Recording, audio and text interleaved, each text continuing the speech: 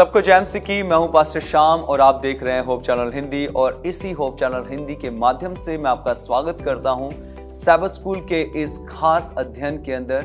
हम इस साल के तीसरे त्रिमास में हैं और इस त्रिमास में हम आज के दूसरे पाठ में हैं। और मेरे बहन भाइयों, ये बड़ा रोचक है क्योंकि हम इस पाठ में अध्ययन कर रहे हैं निर्गमन की पुस्तक के विषय में। और ये हम जानेंगे इस पाठ के अंदर कि किस तरीके से परमेश्वर अपनी बड़ी योजनाओं को पूरा करता है जब आप और हम परेशानी और दुखों में आते हैं।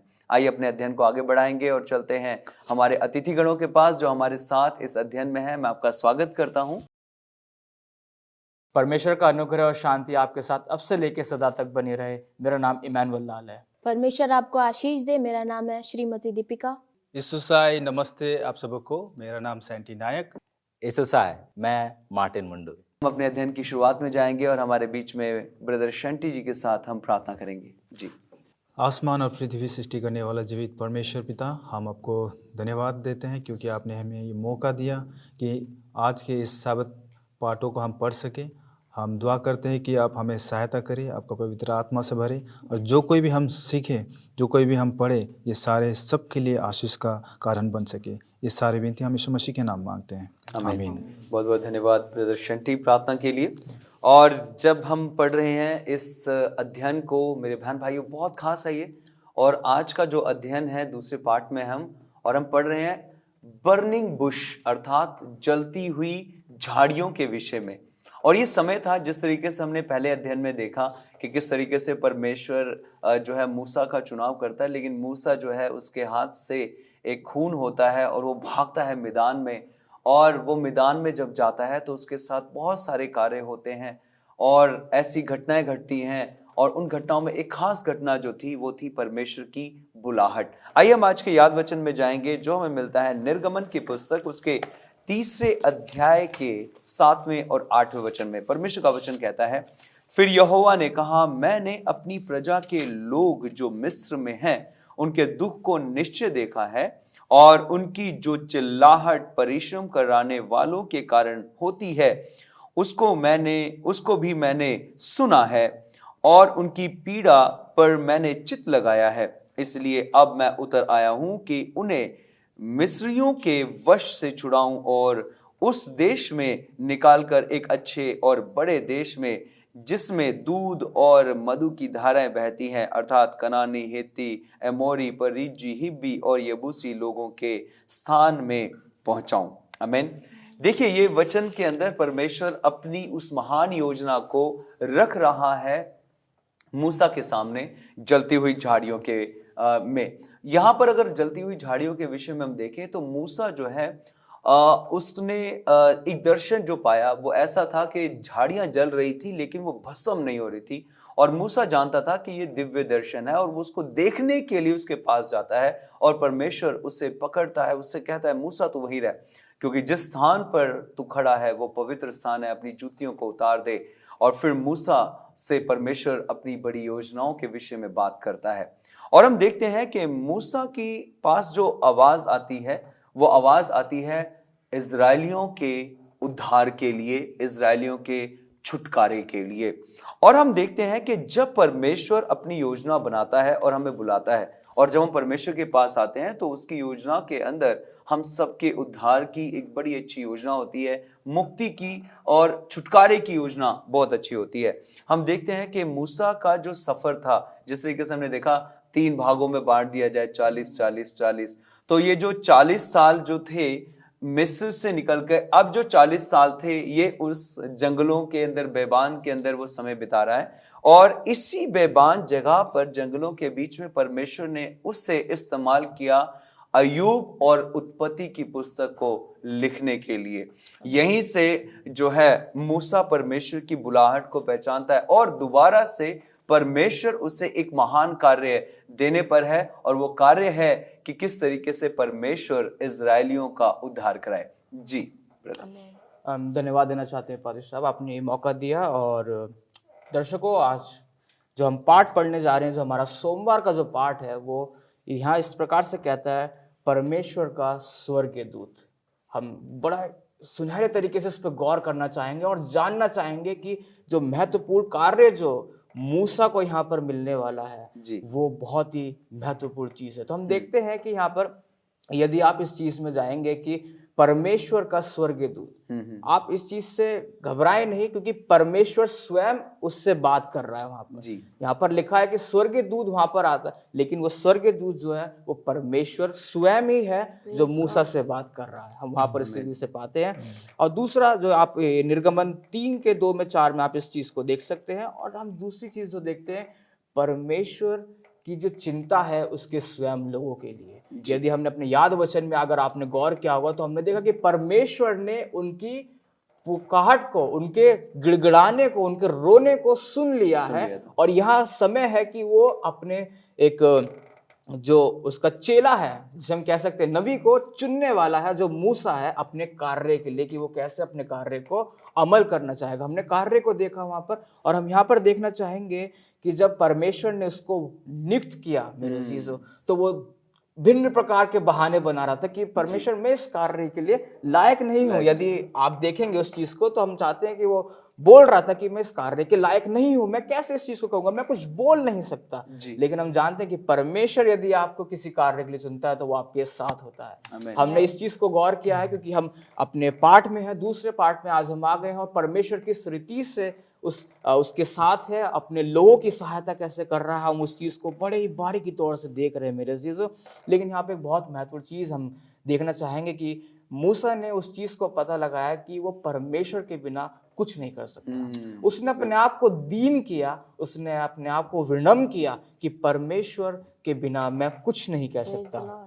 लेकिन हम यहाँ पर एक चीज और देखना चाहेंगे जो बड़े ही खूबसूरती की तरीके से हमें यहाँ पर बताया जाता है कि जो मूसा की पुकारट थी, जो पुकार थी मूसा की, वो इस पाठ में बड़े ही महत्वपूर्ण से यहाँ पे ये सौभाग्य यहाँ निभाता है। लेकिन हम देखते हैं कि जो लोगों की चिंता थी, परमेश्वर ने उनकी पुकारट को सुना, उनके गिड़गिड़ाने को सुना, और वो अब मूसा को उस कार्य के लिए नियुक्त करना चाहता है कि परमेश्वर के योजना को वो पूरा करे और इजराइलियों को मिस्र से निकाल के लेकर के। आमीन आमीन।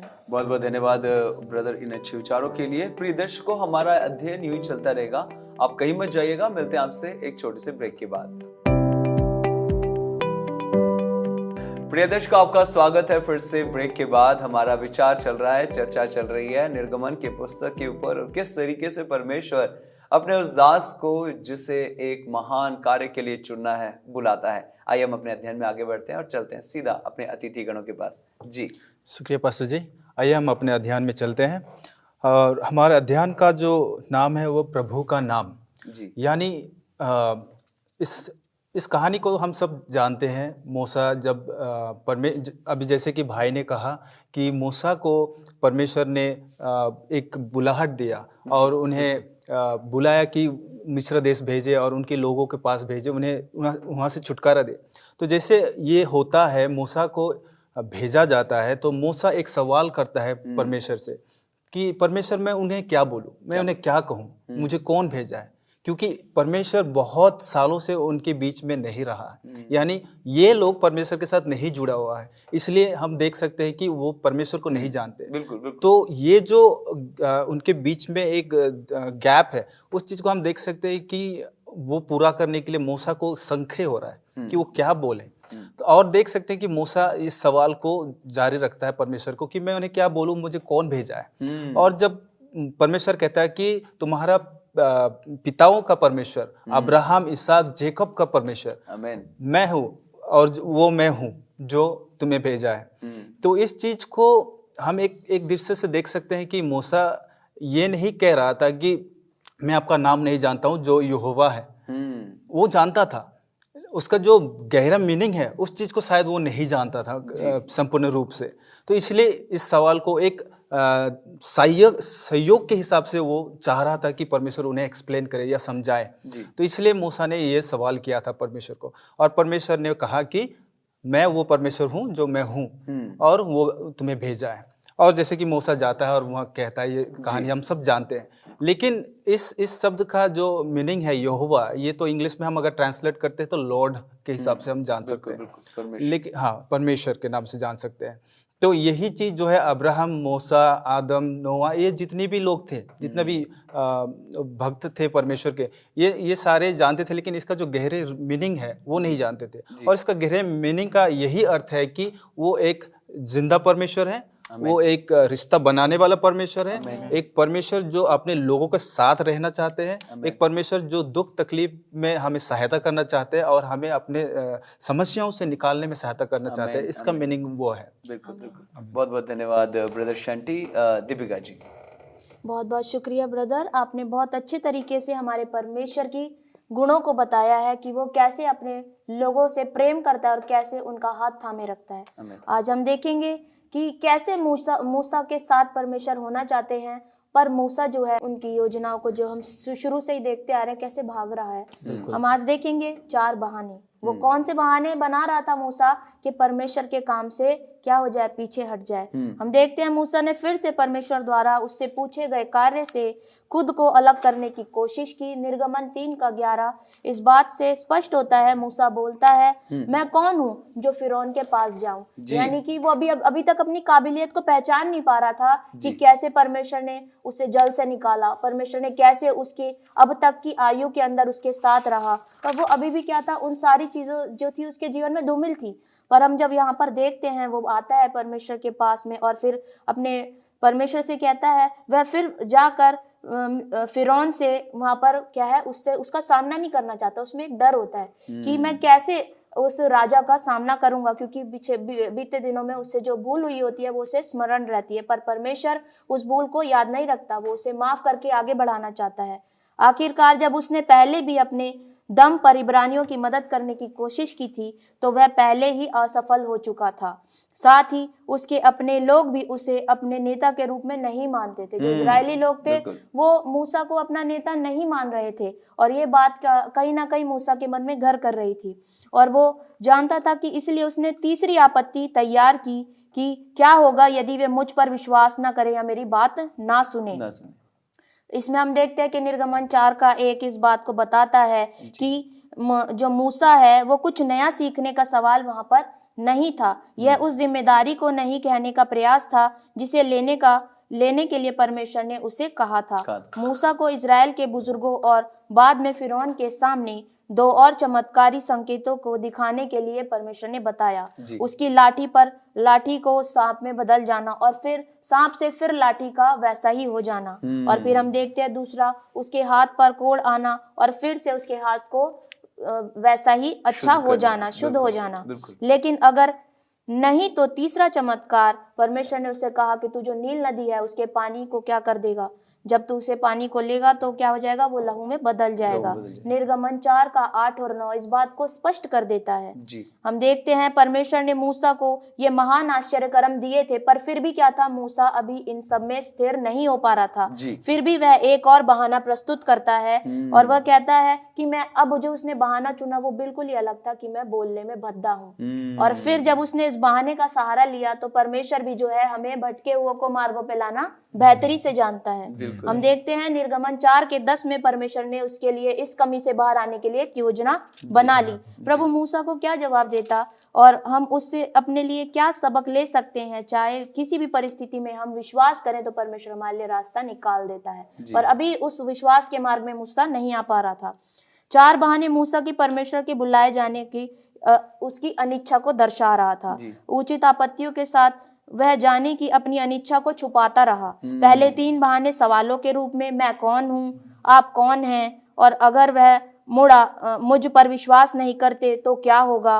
और फिर चौथी जो उसकी आपत्ति थी कि वह बोलने में निपुण नहीं है। और फिर परमेश्वर ने उन सभी पर प्रतिक्रिया की और एक शक्तिशाली समाधान लाया। इन बहानों के लिए परमेश्वर ने कई उत्थानकारी वादे प्रस्तुत किए। फिर मूसा अपनी 5वीं और अंतिम विनती करता है कि वो फिर क्या करे, परमेश्वर से कहे कि परमेश्वर मुझे ये काम नहीं करना, और सीधे पूछता है परमेश्वर से। उसकी इतनी हो जाती है हिम्मत कि वो परमेश्वर से सीधा कहता है, हे मेरे प्रभु कृपा किसी और को भेजो। परमेश्वर यहाँ पर कहता है कि जब परमेश्वर ने मूसा को शुरू से चुन लिया, परमेश्वर उसे कहते हैं कि परमेश्वर उसे बताते हैं कि वह पहले ही से उसके भाई हारून को उसकी सहायता के लिए नियुक्त कर चुके हैं। अंत में मूसा चुपचाप मान जाता है। यहाँ पर हम देखते हैं प्रिय दर्शकों की कहीं ना कहीं मूसा की थोड़ी थोड़ी डिटाई हमारे सामने आती है, वो कैसे मन को कठोर करता है। और फिर हम देखते हैं कि परमेश्वर जो उसके लिए समाधान निकालते हैं वो समाधान को मान लेता है, क्योंकि परमेश्वर अपने कार्य को कराने के लिए हमें अपने मार्गों पे लाना भी जानता है। और मिस्र के लिए प्रस्थान करने से पहले वो अपने ससुर यानी यित्रो से आशीर्वाद लेकर वहां से रुखसत हो जाता है। हम देखते हैं कि परमेश्वर हमारी कमजोरियों में भी हमें संभाल कर अपने मार्गों में कैसे स्थिर कर सकता है। परमेश्वर आप सबको आशीष दे। बहुत बहुत धन्यवाद श्रीमती दीपिका जी इन अच्छे विचारों के लिए। सच में यहाँ पर हम देखते हैं कि आप भागे परमेश्वर की योजना से। ये बड़ी हास्यप्रद एक घटना है कि परमेश्वर उससे बोल रहा है तूने जाना है, और मूसा कह रहा है प्रभु मैं नहीं जाऊंगा, और किस तरीके से बहाने बना रहा है, लेकिन परमेश्वर ने उसे अपनी एक बड़ी योजना के लिए इस्तेमाल करना है। प्रभु को हम धन्यवाद देते हैं इन अच्छे अध्ययन के लिए। हमारा ये अध्ययन यूं चलता रहेगा, आपको ही मजा आएगा। मिलते हैं आपसे एक छोटे से ब्रेक के बाद। प्रिय दर्शकों, आपका स्वागत है फिर से ब्रेक के बाद, और हम चर्चा कर रहे हैं सैबथ स्कूल अध्ययन के अंदर निर्गमन की पुस्तक में से, और किस तरीके से परमेश्वर जो है अपने दास को बुलाता है उस जलती हुई झाड़ियों के बीच में से और बात करता है। आइए हम अपने अध्ययन में आगे जाएंगे और चलते हैं अपने अतिथि गणों के पास। जी बहुत बहुत शुक्रिया पास्टर जी। और यहाँ देखेंगे, अगर हम अपने कदमों को और थोड़ा आगे बढ़ाए तो हम पहुँचते हैं वो भाग में जो है खतना।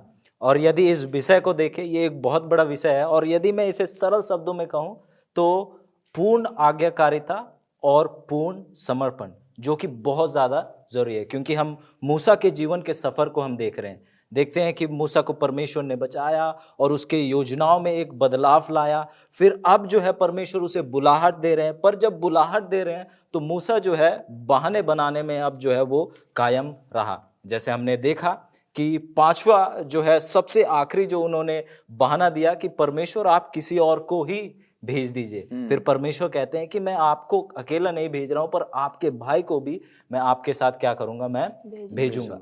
पर हम देखते हैं कि आप शायद सेवक हो सकते हैं, और ये एक बहुत बड़ा सीख है आपके लिए। शायद आपकी भेंट परमेश्वर के साथ हुई हो, शायद परमेश्वर ने आपको बुलाहट भी दी हो, पर यदि पूर्ण आज्ञाकारिता और पूर्ण समर्पण यदि आपके जीवन में नहीं है तो आप परमेश्वर के कार्य को नहीं कर सकते हैं।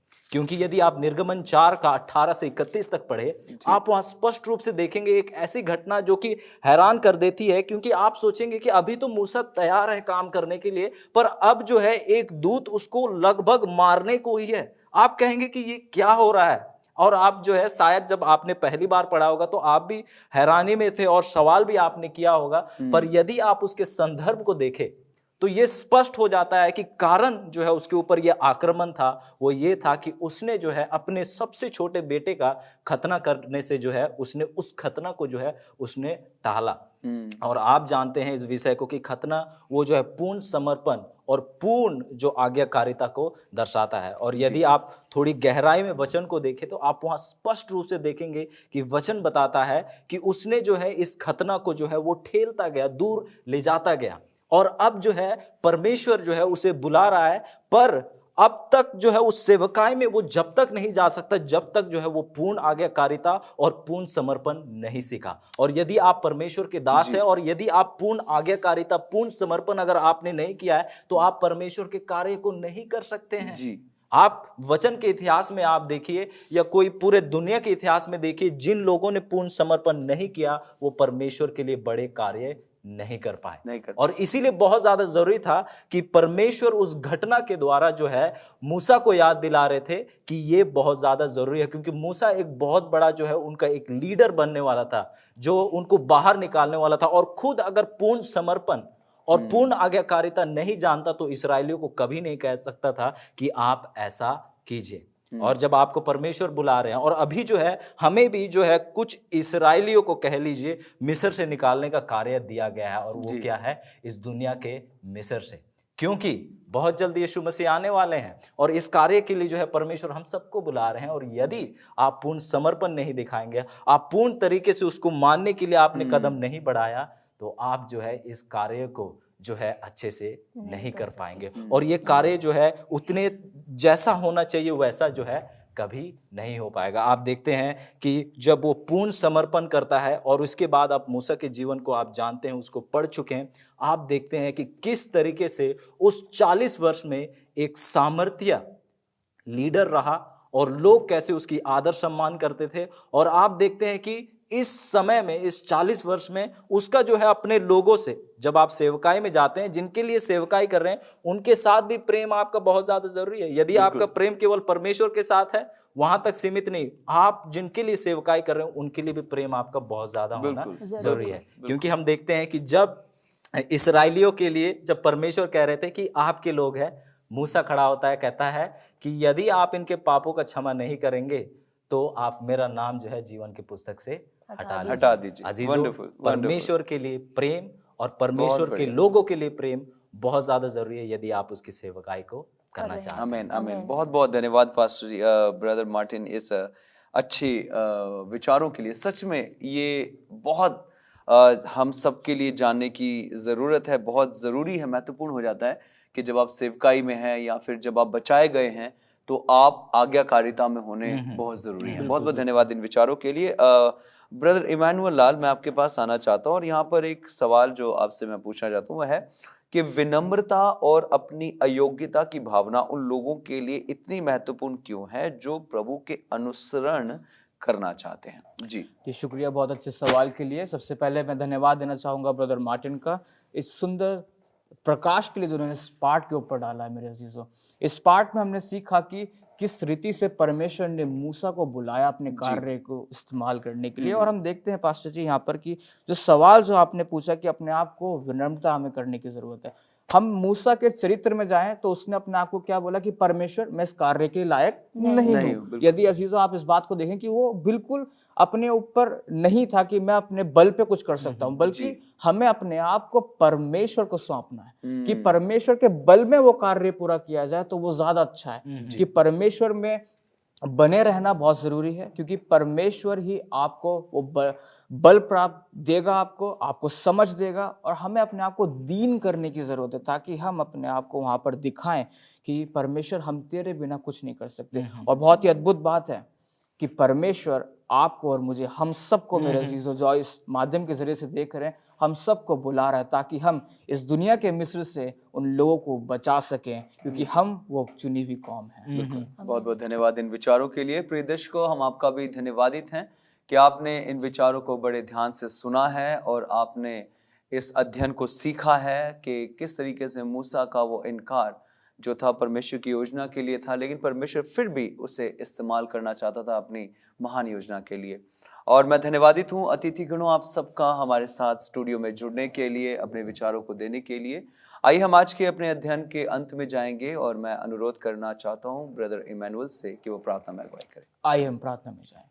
हमारे जीतमान पिता परमेश्वर, बड़े धन्यवाद हैं आपके सुंदर समय के लिए, और आपके चरणों में आते पिता परमेश्वर फिर से आपके प्रेम को जानने के लिए। पिता परमेश्वर, कैसा अद्भुत प्रेम आपने अपने लोगों से किया। हम जानते हैं पिता परमेश्वर कि हम गुनहगार हैं, बदकार हैं, लेकिन आपने हमें चुना है पिता परमेश्वर। हम चाहते हैं हम अपने आप को पूर्ण रूप से आपके हाथों में समर्पित करें पिता परमेश्वर, ताकि आप हमारे जीवनों पे अगुवाई करें और हमें अपनी आत्मा के वास्ते से चलाएं पिता परमेश्वर। सारी बातें आपके हाथों में सौंपते हैं, हमारी आगे की पढ़ाई में हमारे साथ होइएगा। इस छोटी विनती को आपके प्रिय बेटे यीशु मसीह के नाम से मांगते हैं, आमीन। बहुत बहुत धन्यवाद ब्रदर प्रार्थना के लिए। प्रिय दर्शकों, हम आपसे आपके लिए यूं ही अध्ययन और लेके आएंगे। आप हमारे साथ यूं ही जुड़े रहें और हम आपसे मिलेंगे अपने अगले अध्ययन में। तब तक आप सबको जय मसीह की।